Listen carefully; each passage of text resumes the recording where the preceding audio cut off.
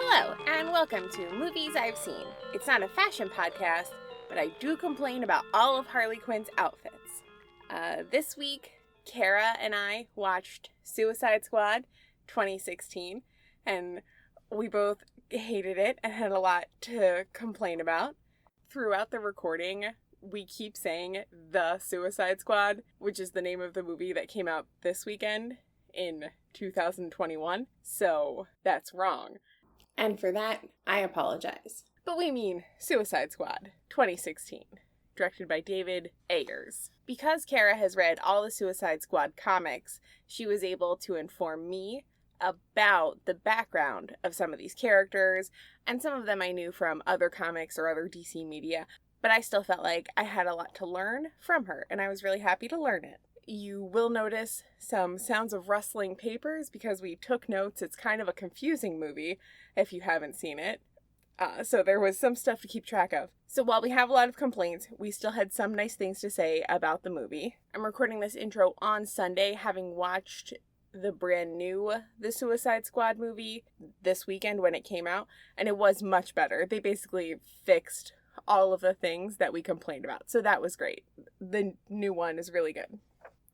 I should say this more, but there's spoilers for the movie. This is not the podcast to listen to if you just want a light sprinkling of what to expect from a film. I have a lot of trouble holding back in all my conversations, so spoilers for this episode and every other episode unless it's specifically labeled spoiler-free.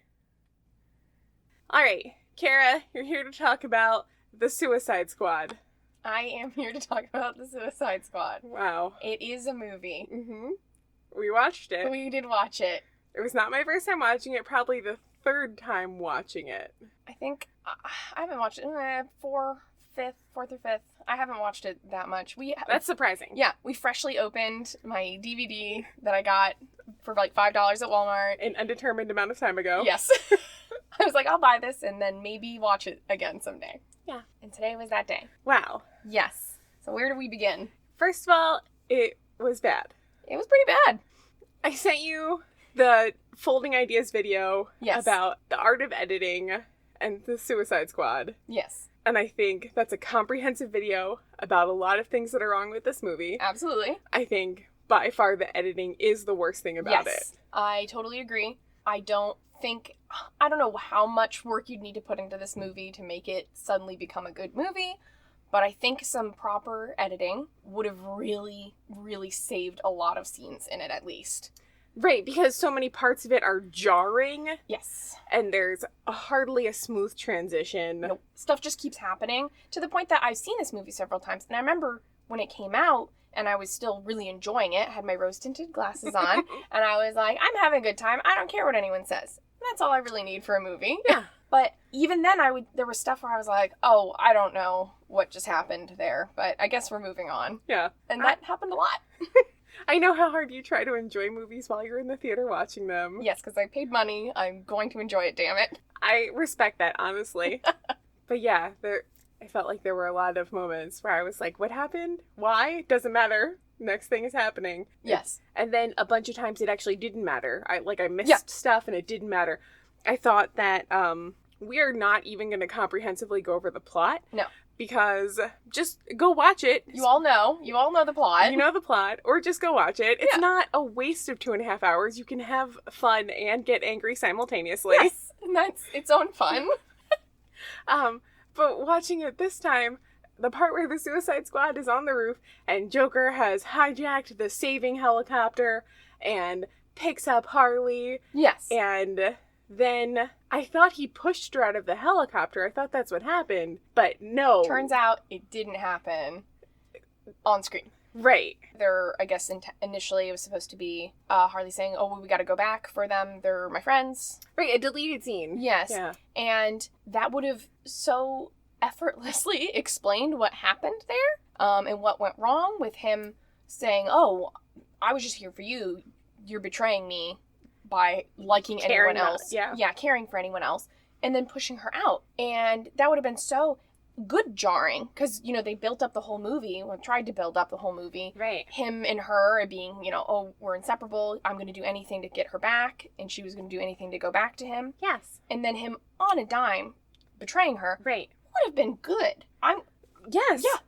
So instead, he's just like, glad you're back, baby. And she's like, glad to be back. Something about a bearskin rug. And then he pushes her out of the helicopter before it explodes. To save her? I guess that's... Or did she jump? I think he pushed her, apparently to save her. And then somehow she ended up outside of the helicopter and lived. And he is presumed dead. The editing is the culprit for that scene. Yes, this is a mess.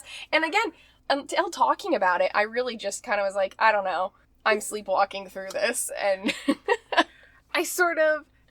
whenever the Joker comes on screen, it's a combination of, like, just zoning out completely because I don't care at all. Yeah. And, like, boiling with rage because I hate this Joker so much. Oh, yeah. A lot of my hatred of this Joker comes from Jared Leto. That's fair. Comes from Jared Leto being a alleged sexual predator. Yep. Abusing his cast members. Abusing his castmates. Yep. And also being a cult leader, an actual, yes, literal cult leader. So I used to be a fan of him, mm-hmm, and I now despise him for all of these things. And when I see him on screen, I absolutely do not feel any responsibility to divorce what I know about the actor from that character. And even if you did, it's very difficult. Sometimes you just can't separate it. And also, he made such weird choices with... He's not a good Joker. And the Joker's a controversial character, and he's only become more controversial as time has gone by.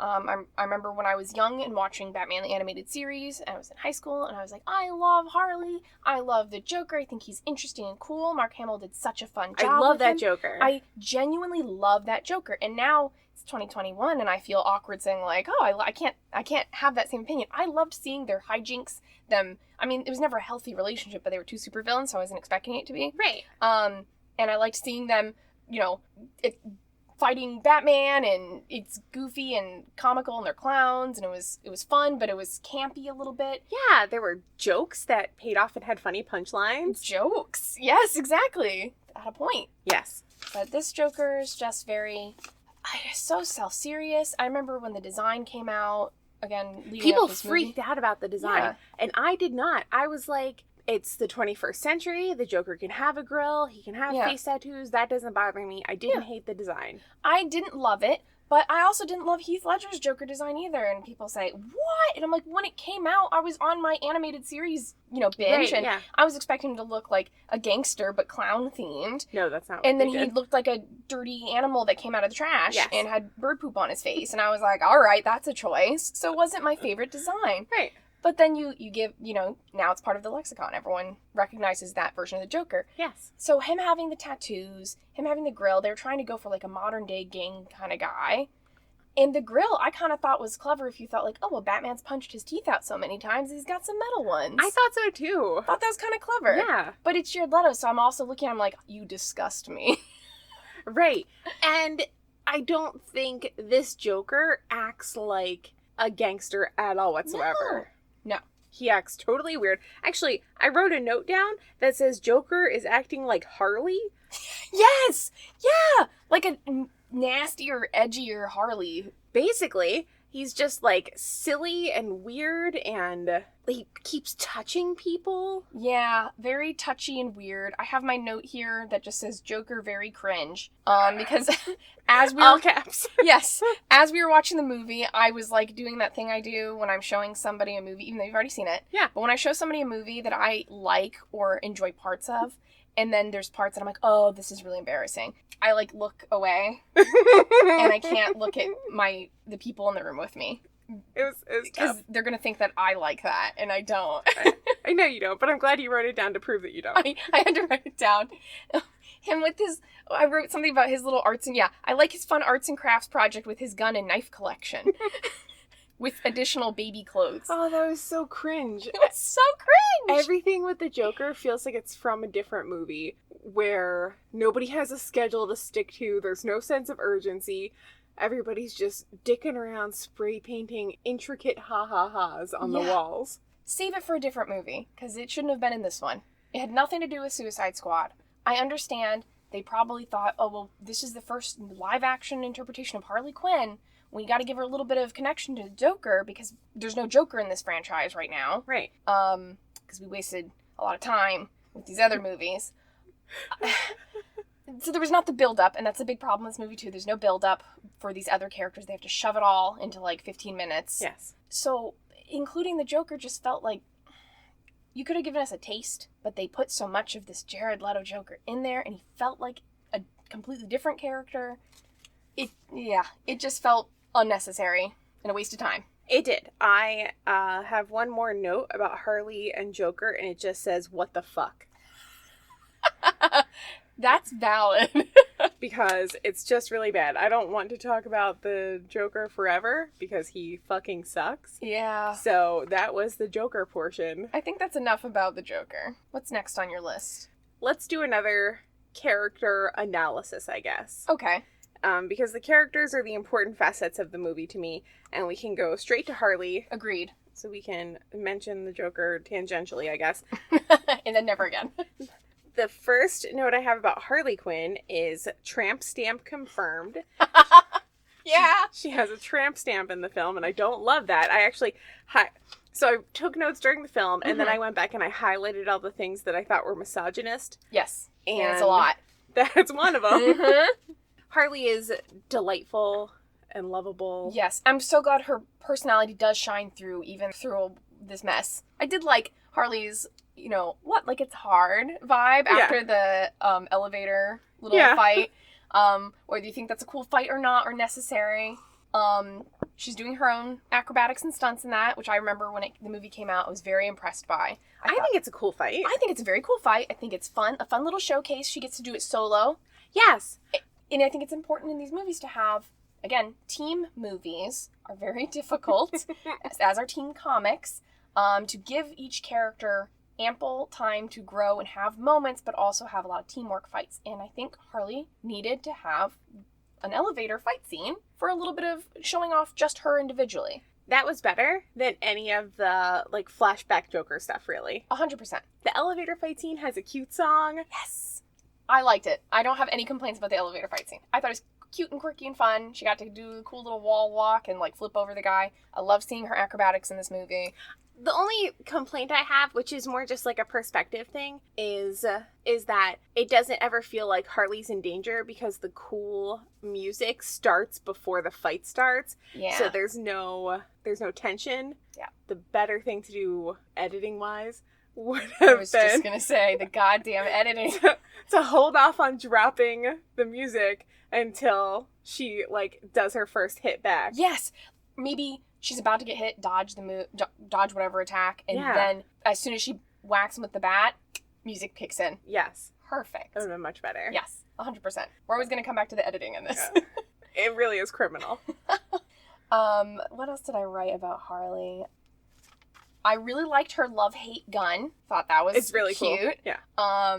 It felt iconic for her in this movie. I thought it was nice to give her another cool weapon. She needed to have it because, as some people and as we could, other people bring up, and as we could bring up, hey, what's Harley doing on this team? She seems a little bit out of her element when there's a bunch of super powered beings. Yes. Well, she's popular, so she has to be popular, in the movie. So she has to be on the team. So how are we going to justify it, right? And even in the comics, they have to do this too. How are we going to justify her being on the team? Well, she's very smart. She's unpredictable, which is immeasurable in battle. Yes. And, okay, so she's got the bat. She's got a mallet. All right, we got some melee stuff. She's got her acrobatics. But I have no problem with them giving her some guns and her knowing how to use them well. Yeah. I think it's cool. I think it's a really good way for her to be on equal level to some of the other characters who have maybe better weapons or stronger abilities. I think so too. And I know that they don't focus on the emotional support that Harley gives the rest of the team, but that's really there. Yes. And it's in the comics. She really, she's the heart of the team. And she can also be the brains as well, which I really think is important to have with Harley. Yes. I think they could have focused on that a little bit more in the movie instead of wasting it with the Joker. but we're not going to talk about him anymore. No. He sucks. Anything else cool about Harley? I did like, during the helicopter rescue scene, the blind trust she had for not getting shot at.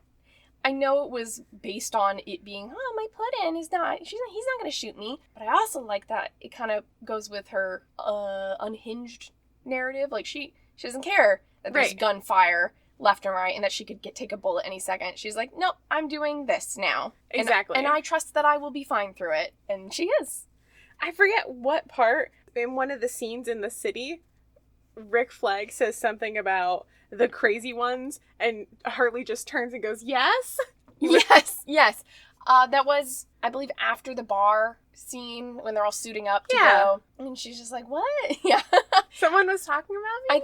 I think it was Flagg and Captain Boomerang were talking about Katana. Yes. And then they mentioned the crazy thing. And that was cute. Yeah. I also really liked when they were talking about their escape earlier in the movie. Deadshot was like, oh, here's my plan how we're going to get out of here. Or you have a friend who's going to help us get out of here. And she's like, you're my friend too. I thought that was so cute. It was really sweet. Love that line. Yeah. She's the first person to jump into saying, hey, maybe these are also my friends. Yeah. I like it. She's got a very, we're doing this together attitude. Yes. She's the heart of the team. I have technically a Harley complaint. Yes. Which is, there's a lot to complain about her costume. Yes. One thing I haven't seen anyone else complain about that I noticed just this time while watching is that in the club scene where Harley is dancing like a stripper and Common has all those face tattoos. Mm-hmm. I'm so sorry, Common. I know, they looked rough. Look rough. Her jewelry is that she's wearing wristwatches on her upper arms. That is, her upper arms are the same width as the wrist of most men. I just wanted to point that out. Someone in costuming said this seems like a good it wasn't one. There were 3 wristwatches as jewelry on her upper arms. I don't know how that's supposed to make me feel, but I can't really put into words, but I feel icky about it. I highlighted that under the misogyny as well. Okay, that's fair. That seems appropriate. Ugh. Well, that whole club scene was also, I know I keep using the word cringe, but it really was cringy. Oh my god. I'm so embarrassed to be watching that scene. Everyone is acting so skeezy and weird. It feels like something from a really lame early 2000s movie. Yes. I try to keep in mind, okay, at this point in her life, she doesn't even realize she's in a low point, being with the Joker and how screwed up this situation ends up being, and we all know. Yeah. Where it's headed, but I can't excuse everything, and all of her behavior and all of the way that the lens that she's viewed through. It's just kind of like, okay, I mean, we can all have some fun and be like, Harley is hot. That's fine. And she's crazy. She's a hot, crazy girl. We can make some little jokes about that. Yeah. But that club scene was rough.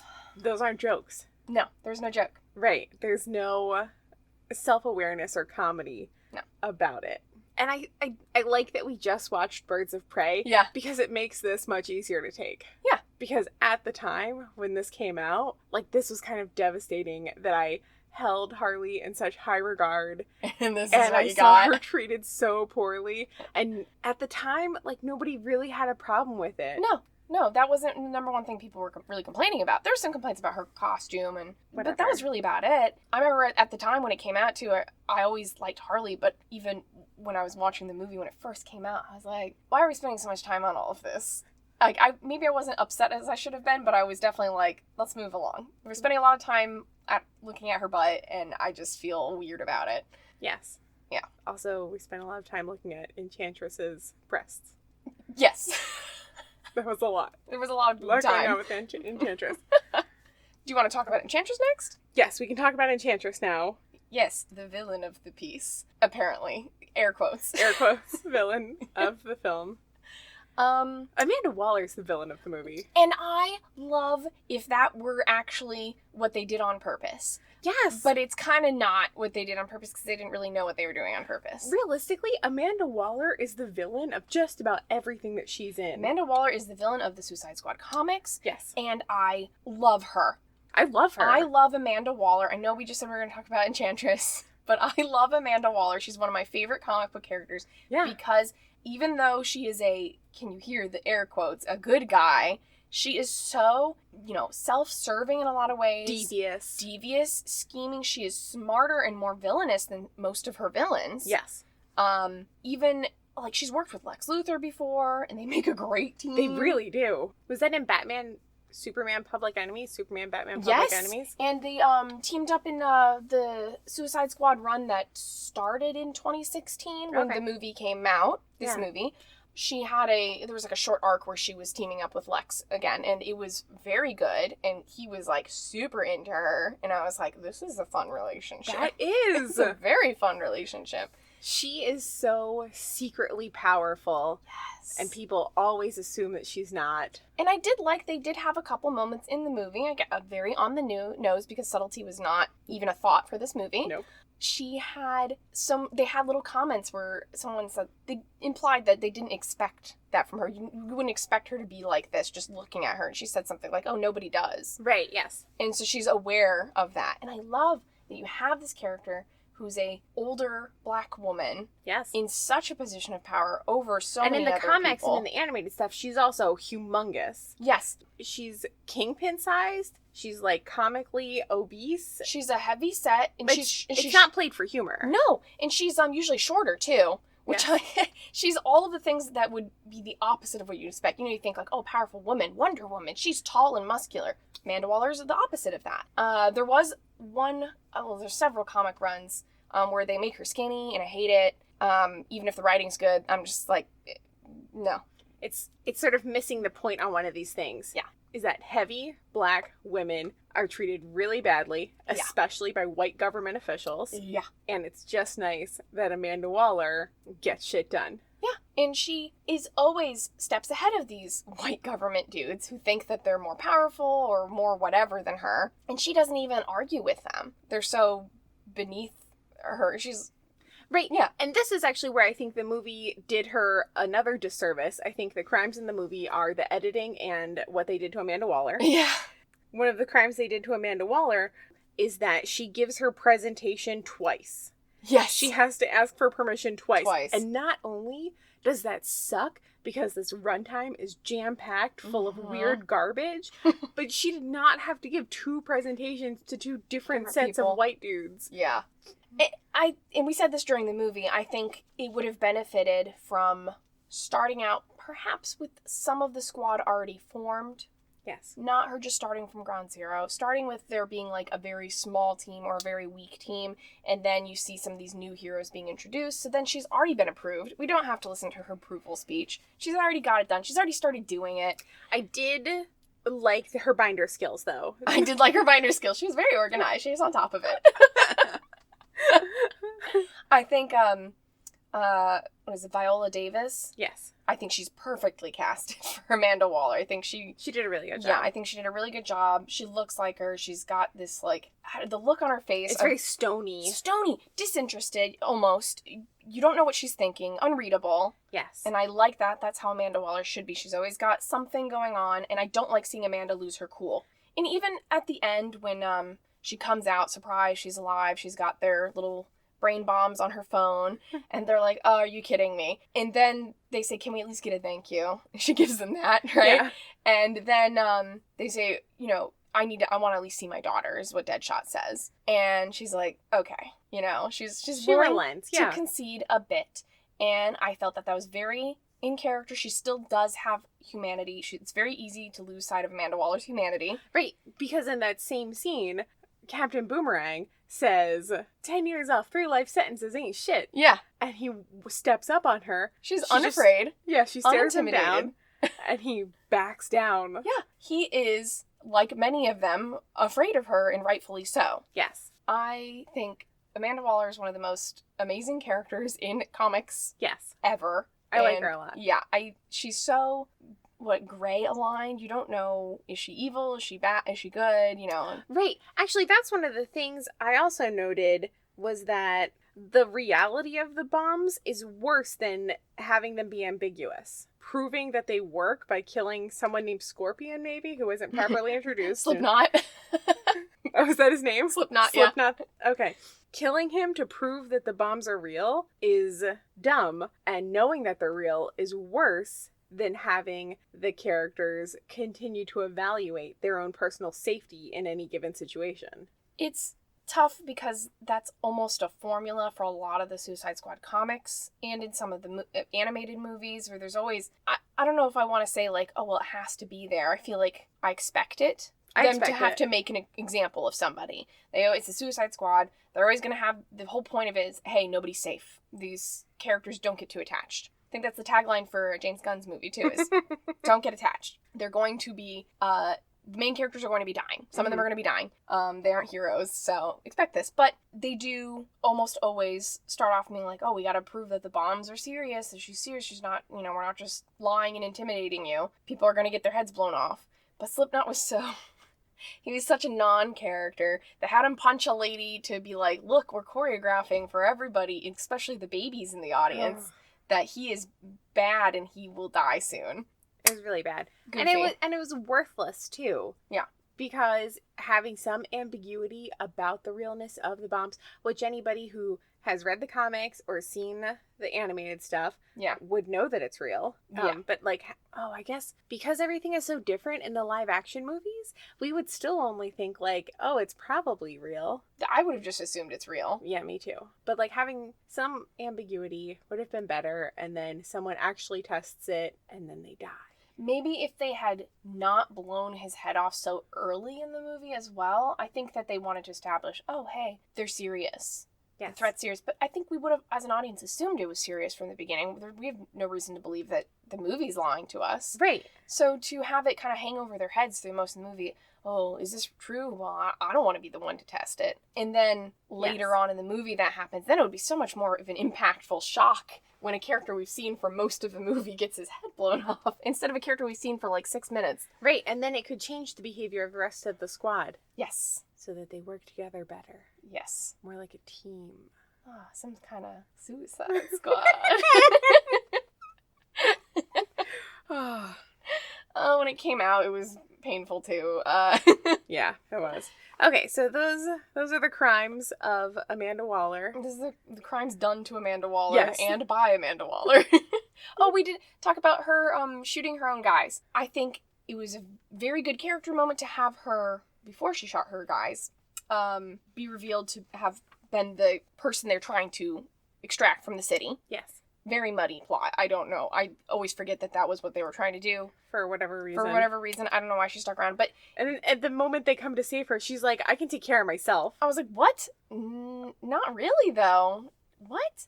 That was silly. Very muddy. But I loved that when Rick goes to talk to her, Rick Flagg is like, why are you here still? You should have evacuated. And she says, well, this is fascinating. Look what they're all doing. They're able to just take bullets and not go down these like creatures. She's turning them into just regular people, old ladies. She's turning them into super soldiers. Yeah. Think of the possibilities. Oh. And that is so Amanda Waller to be always looking, oh, how can I use this? How can I use this to my advantage to help my cause? Right. That's very in character. It's very immoral and gross. And Yes. I love how Amanda Waller that is. But then she's like, oh, we're done here. Pulls a gun out and shoots 6 guys. Why? She shoots 6 FBI agents in front of Rick Flagg. And Deadshot's the one who goes, whoa, that's screwed up. And Rick Flagg, who is just saying, Amanda, that is so immoral that you're standing here. I'm the good guy. I'm a good American boy.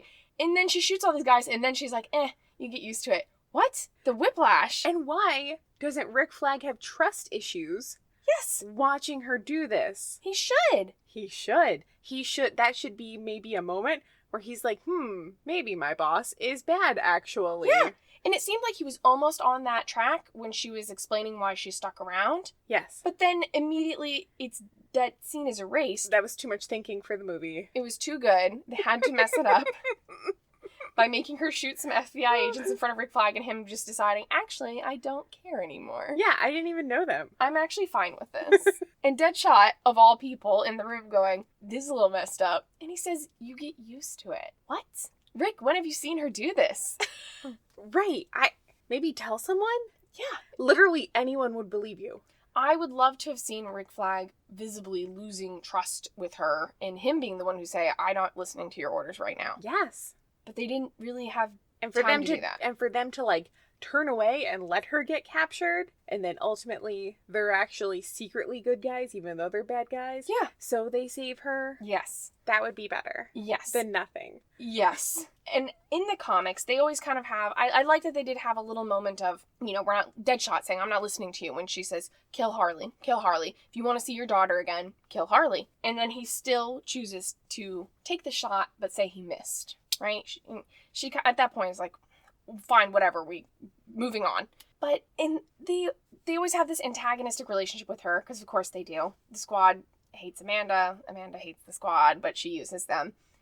But there's always kind of a sense of, oh, well, but we know her, that she's the enemy we know. Yes. So even regardless of her having a bomb in their head and saying, you guys have to defend me, sometimes in the comics they just defend her because they're like, well, we know her. She's our awful, abusive mother. Who are you?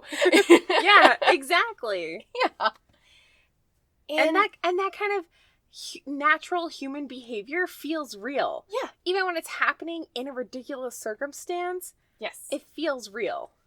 And it is a shame. It feels like a missed opportunity with Rick Flagg just brushing her actions off. Completely. Yeah. So those are the crimes of Amanda Waller and done to Amanda Waller. I don't know why she liked Enchantress or why she made her transform in that war room scene. I guess to, again, proof of concept for her team. Look, it's so powerful. We could have use if we put these people under our control. It was weird. Again, it was one of those problematic scenes of her having to do this, like, approval speech. Song and dance. Yeah. We should not have done it twice. I don't know why they did it twice. It was redundant. I love the visual It's a of cool Enchantress. transition, yeah. It's a very cool transition. I think that stuck with me for a very long time when I first saw it. Yes. The little handhold and then the flip, and then she's all of a sudden Bog Witch. It's great. I love that. Yes. Enchantress has a cool look. It's very different from the comic. In the comic, she's wearing a little green outfit. She has a little green witch hat, a little red scarf. That sounds awesome. She's actually very cute. But other than that, she just looks like a normal lady. Mm-hmm. And in this, they really went in a different direction. She's creepy and weird and animalistic almost. Not a lot of clothes. Not a lot of clothes. Wouldn't have been my choice. That's another thing on my misogyny list. Yep, that should be on there. The things I did like about her look were that transition. I liked that she always looked like she was kind of smoldering. Like she had like a recently really put out cool fire. Mm-hmm. Her eyes, especially in her final scenes, looked like little flames almost, just like this like reflective, like a cat's eye sort of. Yeah, it's cool. And she always had kind of the ashy, smoky effect on her. Other than that, just kind of like a half-naked lady. Yes. Kind of weird. Yes. Not my first choice. I think she could have been wearing a long dress or something. Or maybe like one of those, it's a dress but it transitions into their skin kind of weird clothing. That would be great. Then she would have been covered. No, she just wore a bikini. Because when women are completely powerful and are powerful enough to destroy the whole planet, they elect to wear nothing. That is what powerful women want to wear, is a bikini. That's her choice. That is actually feminism and girl power. I'm doing it wrong. Actually, to be a powerful, self-assured woman is to wear less clothes. Yep, that's what the 90s taught me. Oh, yeah.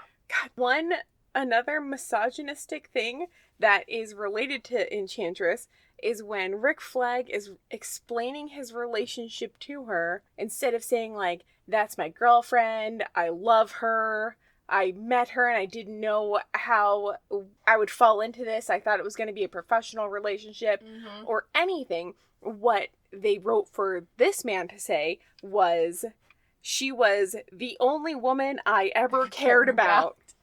My first thought was, what about your mother? That was my first thought too. Maybe he was an orphan. I don't know in this case. Is it misogyny that makes people write that the military man only wants to save a woman because she's the only woman he ever cared about? It is Dumb. Yes. Stupid line. Bad. Unnecessary line. We get that he cares about her. If you wanted to have more scenes, show us a scene of them looking into each other's eyes. Or some scenes that I did like towards the very end was when Enchantress was putting these thoughts in their heads and thinking, oh, look what I can give you. Yes. And he had that moment. It was so simple. No dialogue. Him and June in bed together and her saying it was all just a bad dream. That was so sweet. That would have been fine. That would have been enough. Or even earlier in the movie, I know this movie wants to be a sexy movie, just have a nice sex scene. Yeah, it's just fine. have a romantic, cool sex scene between the two of them. Instead of him eating fried chicken in a window and then her turning into Enchantress. I don't know, was that supposed to be a romantic scene of them together? It was bad. It was bad. It was not romantic. It was not romantic. Make it sex instead. Yes. Consensual sex between two attractive people in your Suicide Squad movie it wouldn't be feminist exactly. It would be better than you were the only woman I ever loved. He didn't even say loved. He said cared about. Oh, you're the only one I ever cared about. That is really bad. That is really bad. And, okay, Rick Flagg is a boring character, all right? Just in general, in the comics, people can disagree with me, fine. But he's always kind of been the least interesting member of the Suicide Squad because he's kind of just like the Suicide Squad's, like... straight man? Sort of, but also kind of like their, like, babysitter. Mm-hmm. So... He gets stuck with a lot of just I'm the boring guy who's here to have a gun. Okay, cool. Good enough. I guess you need to fill that role. That's fine. I think it was a good idea to give him a love interest because it helped him be more interesting. I wish it was executed better. I agree. Because having him date a member of the squad is like, oh, well, now you have incentive other than just doing your job. Yes. And I think Joel Kinnaman, who plays him, did a really great job. Yes, I do too. Oh, I agree. I don't know how much I'm convinced by his handsomeness. He is a pretty good-looking guy. I think he's well casted as Rick Flagg. Yes. I just think Rick Flagg is kind of a boring character, and you had potential to make him a more interesting character by having a good actor play him. Yes. And having him have another relationship with another member of the squad. They just did it so poorly. Yes. Which is not actually a fault of the editing. That's a fault of the screenwriting. Yes, 100%. So, 0.1 for editing. Wow, great job. You didn't fuck that up. That was someone else's fault. Any more complaints about Enchantress? Her brother is not necessarily about Enchantress, but he is related to her, and I think that was pointless and dumb, and he shouldn't have been in the movie. Yes, I agree. He's not in the comic, as far as I know. I think Enchantress could have just been a villain in her own right if they wanted to do that. I don't know why they had to give her a secret brother. Misogyny. Yes. That's why. I'm gonna, put another check mark on the board. That's another misogyny thing.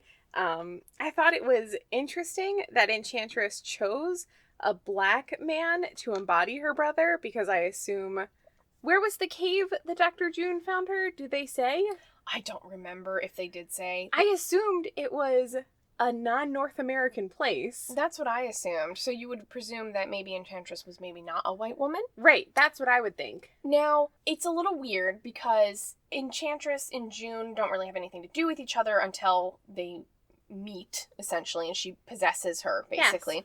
So presumably, Enchantress being in June's body, even when she's in her Enchantress form, wouldn't look like any other person. She would look like June, but spooky, because she's in someone else's body. Right. But your thought process was that why did she choose this guy to embody her brother? Right. I assumed that she sort of like found someone who looked like her brother, that it mattered that he was black.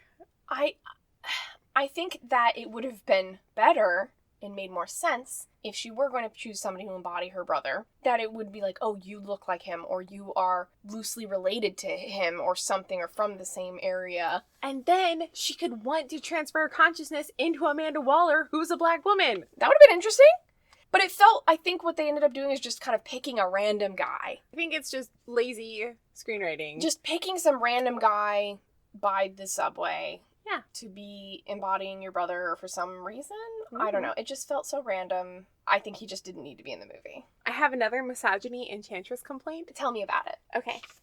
It was misogynist to dub Enchantress with a significantly deeper voice than could be achieved by the actress. I felt so uncomfortable every time she spoke because it felt obviously dubbed over. It's obviously dubbed. And it just didn't suit her because the rest of the movie, she was either talking as herself or she was speaking in a different language and had kind of a weird whispery effect over it. Right. And that was about it. And I love is a strong word.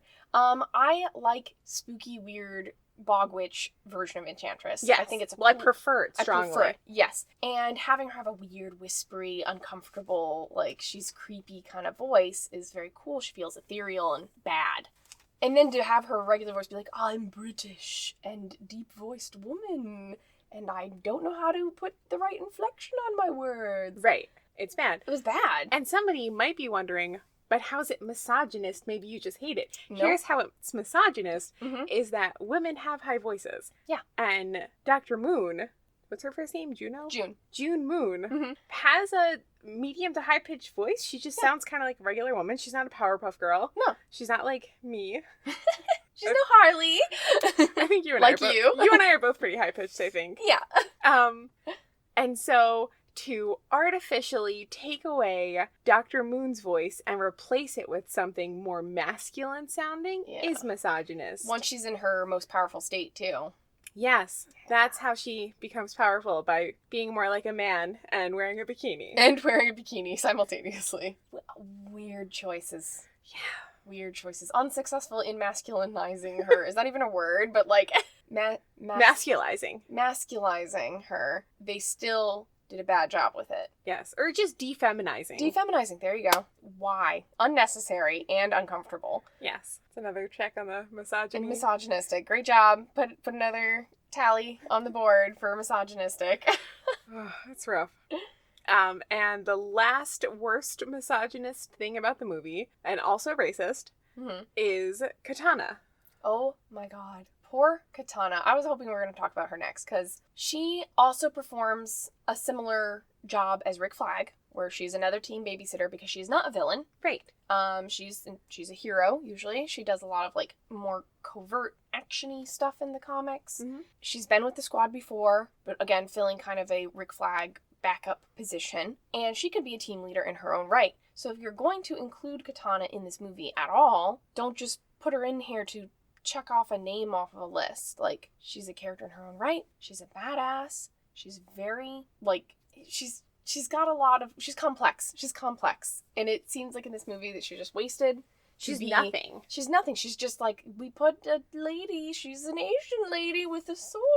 Yep. And we'll have Rick Flagg explain all of her character story pieces. And she has basically no dialogue in English. No. And you can have a character who, I guess, doesn't speak English in a movie, but, like, how's she supposed to communicate with the team at all? Right. That's the point. The worst, if she is speaking in Japanese when she's in Japan fighting people, when she's dealing with other people who speak Japanese or understand it, that's fine, whatever. Yeah. When she is sitting talking to her husband's spirit in her sword towards the end, and other people on the team are observing her from a small distance, that is an opportunity for her to speak in English so the team can understand exactly what she's saying. Yes. And we don't need Rick Flagg. I was going to call him Dumb Rick Flagg, but he's not being dumb in that scene.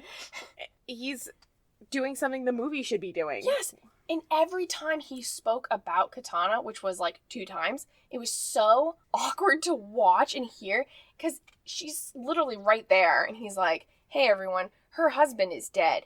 And he lives in her sword. And her sword reaps souls. And they're stuck in the sword. And she's very sad. And now you know all about Katana. And I'm like, are you just reading her Wikipedia article? I feel like this is when I introduce people and I do a terrible job. It's like, Kara, here's my husband Sam. He likes to make movies and he's allergic to basically every kind of food that you have.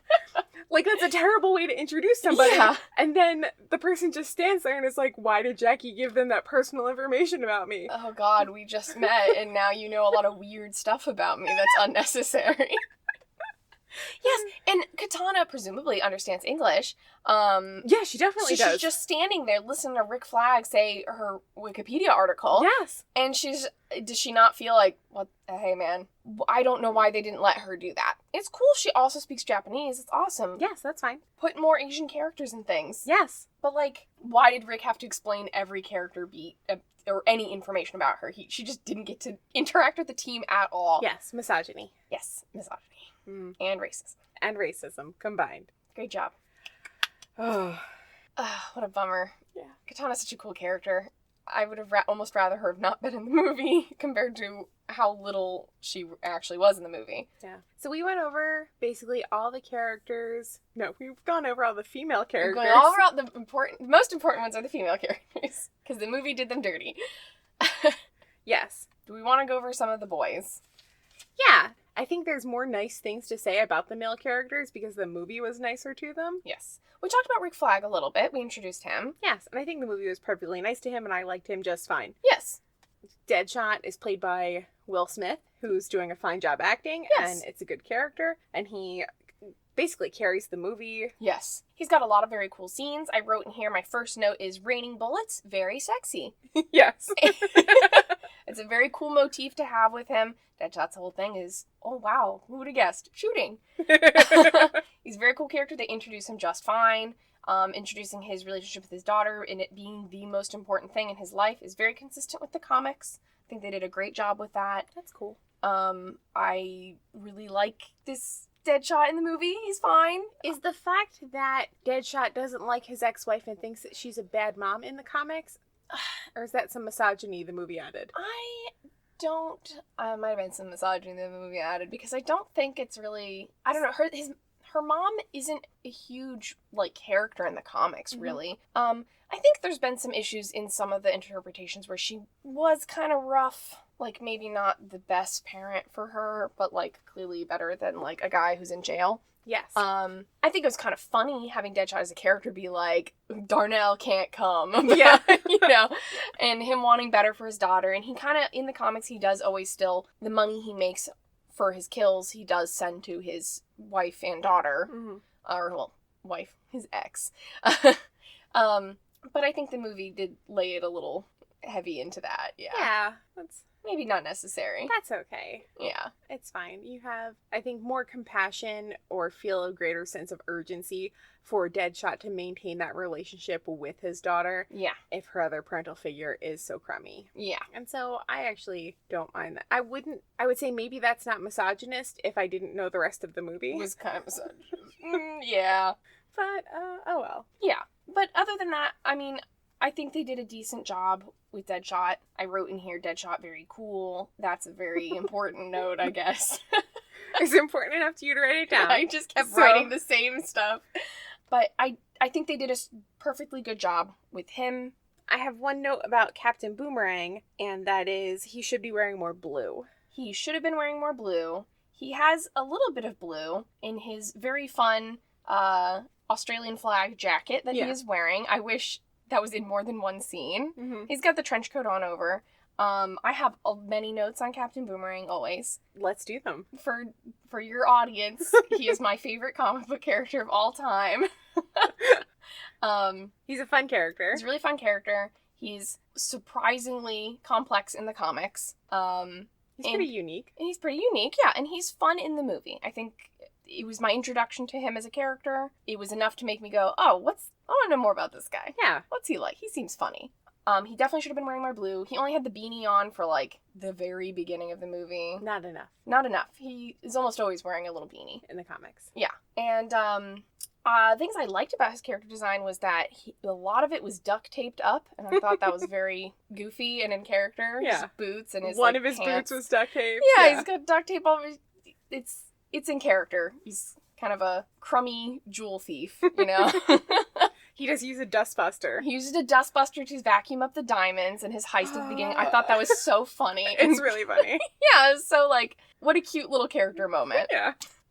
What else do I have about Captain Boomerang?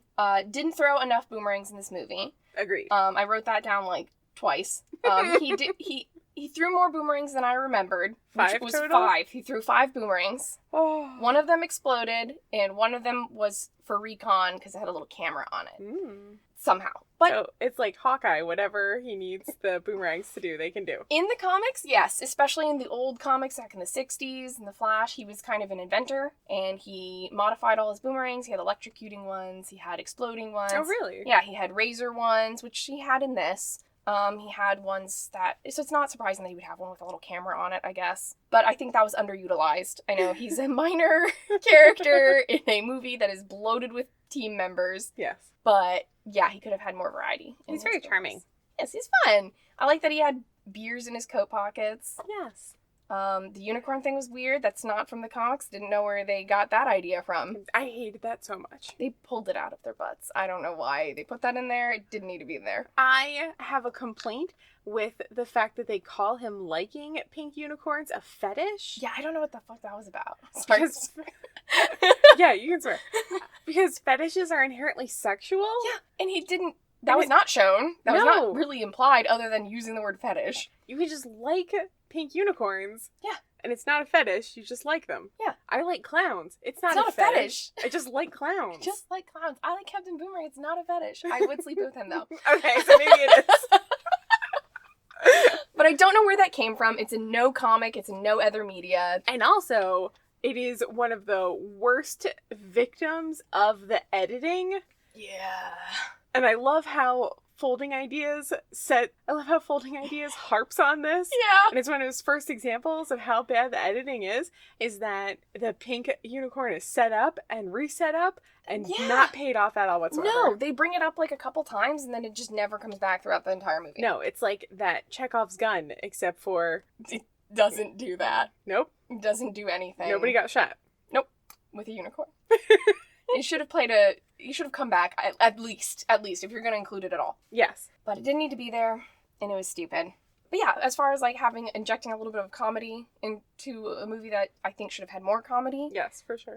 He had a few good little lines, good reactions in the background. I don't know how many other people were like, let me try and pay attention to what he's doing in the background, but I was doing that. You were doing it. And, I do like in that scene at the bar after Diablo's giving his whole little backstory about what killed his wife and kids and all that. Rough. Yeah. He is the first to be like, what about the kids? What about the kids? And they're like, they're dead. He killed them. And I guess that could be seen as a throwaway line. I don't know if the writers of this movie were actually paying attention to the comic book character, but he does notably care for children. Mm-hmm. He's got backstory he's got dad issues. He's got being an abused child issues. Aww. He's very sensitive to kids. Any time in the comic there's kids involved, he's very defensive of them. And so I appreciated that little was that on purpose? I don't know, but I'm going to say it was. I mean, why not? Yeah. Yeah, it also definitely shows him to be very sensitive. Yes, he is sensitive. He is a sentimental member of the team. He keeps Harley's bat when they think she's been killed off. He saves it for her and brings it back to her. So she doesn't have her booty shorts of holding to have pulled the bat out from later. Right. It's like there we go. He brought it back to her. Yes. Good job. And again, in the comics, I always consider the core members of the squad to be Deadshot, Harley Quinn, Captain Boomerang. They operate very well as a team. Yes. They're funny. Their character interactions are really, really fun. They're all very different people. And it's funny that Captain Boomerang is the most sane out of the three. It is funny. So, I think they did fine with him in the movie. He's not an extremely important character, so it's okay that he doesn't have a huge role. It's a nice introduction to him. Yeah. If you want to read more books, he's in them. He's in them, and he's fun. Everybody listening, go read some Suicide Squad, and pay attention to Captain Boomerang for me. And buy your merch. And buy my merch. Do you have Captain Boomerang merch? I have one keychain with him on it. Okay. I'll make more. I'll link to it in the show notes. Oh, wow. Thank you. Okay, is there another character you want to talk about? I have one thing to say about Killer Croc. Okay. And mostly he's fine, but I do like that background acting that he's doing where he's licking his fingers in one scene. Yeah. Real funny. Yeah. I liked it a lot. No, I did like that. I don't have too much to say about Killer Croc. I don't know when's a good time to bring up how I feel about the amount of members of the squad. Now's a good time. Now's a good time? Okay, there's too many members of the squad in this movie. I love them all dearly, especially in the comics, but, it's hard to see characters you like get killed off. But that's part of the Suicide Squad, is that these characters get killed off. And also, the number of characters is one of the things that junks up the first part of the movie. Yes, there's so much crap in the beginning, and they're just like, here's another guy, here's another guy, here's another guy, 50 more guys. And you're like, are we going to have to pay attention to all of them through the whole movie? Right. And they kind of ask you to do that, but then they don't give you a lot to focus on. Right. Well, Deadshot and Harley both get double intros. Yes. And their second intros are about 10 minutes each. Yeah. And then the follow-up intros, Boomerang, Croc, Diablo, are maybe 3 minutes. Yeah, and Slipknot gets like a third of a second. Yes, and I forgot his name. Yep, there you go, and then he's dead. I again forgot he existed. Mm-hmm. Inconsequential, again, they choreographed that he would be the one dying. Yes. And like I said, I'm not saying like, oh, they needed to kill off more people, like right off the bat. Wait till later in the movie, like we said with Slipknot, if you want it to be a surprise. But Killer Croc did not have a ton to do in the movie. No. Maybe he could have been one of the ones you offed. I didn't want him to die, but he didn't get to do much. Yeah, just kill him. I don't care. Yeah, he had good makeup. Yes. He had very good makeup. He had cool reflecty eyes. K&B effects. Yeah, hell yeah. They did a great job. Good job. But other than that, he wasn't really an extremely important member of the team for this movie. Diablo, the way they did, have him have his redemption. Yes. His self-redemption, because he was very, what is the word? He was trying to be a pacifist. Yes. And I think that's interesting for a Suicide Squad team member. I thought so too. The first time I watched it, I think it irritated me. I was like, why is this nerd here? But then, like, watching it again and sort of just accepting how bad it was and trying to navigate through the crappiness of it. Yeah. I was like, I appreciate that he has principles and it just kind of gets lost in the mire of the film. Yes. But I think him going out at the end was fine. I think that was a fine way to get rid of that. I don't want to say get rid of, but kill him. Yeah. I loved his line, I'm a man, not a weapon. It's a very, very good line for a Suicide Squad movie. Yes. A lot of them, whether they're even some of the more shallow squad members in the comics, have always kind of eventually come to that conclusion. They're, I'm being used and I may be a villain, but I am still a person. These guys aren't getting fair trials. They're not getting... This is inhumane. No. There's a comic, it's a Suicide Squad versus Justice League comic, and the Justice League finds out about the squad, and they're like, this is, really fucked up, actually. We would not do this. And Amanda Waller's like, well, that's why you can't get shit done like I do. But, so who'd I kill off?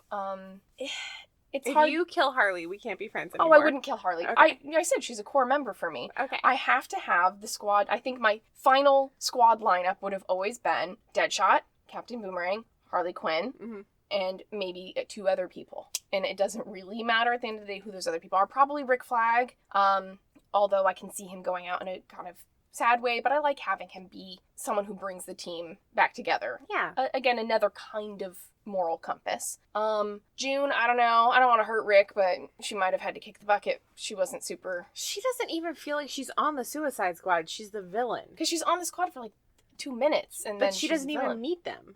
Nope, you're right, she doesn't. So I was unclear about how she's on the Suicide Squad, except for the t-shirt that I bought at the Regal Cinema the night that it came out. And she sure was on it. It was a cool t-shirt. Yeah, it is a really good t-shirt. I like that shirt. Also, I had this note in here too.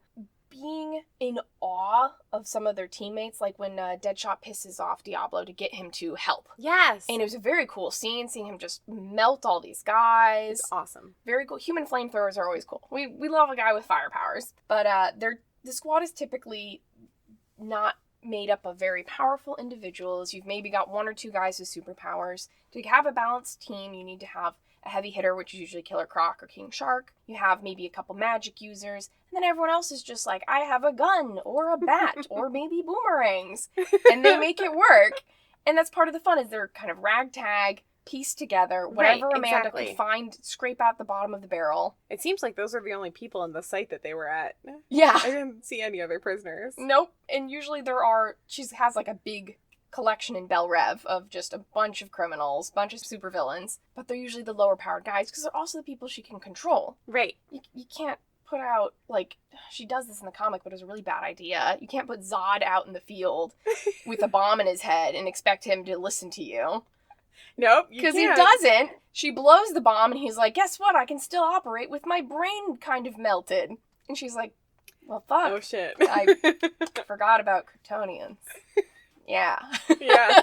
That's why you don't do that. That's why you make the squad up out of, like, little guys. Yeah. So when they do have a superpowered character like Diablo, I loved the shot of all of them, especially Harley, going like, whoa, that's crazy. Yeah, that was really cool. That was one of the heartwarming scenes. Yes. Where it feels like, yeah, they're a team. And they needed more moments like that. Yes. Maybe not even just team fights. They needed more team bonding. Or even better team fights where people are working together.